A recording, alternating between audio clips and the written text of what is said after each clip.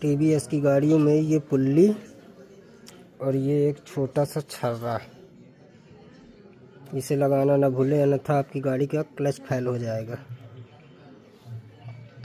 ये पुल्ली ये इस जगह पे लगता है।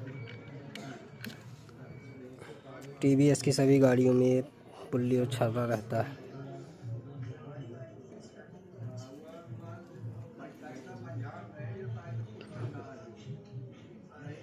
ये इसके अंदर चला जाता है।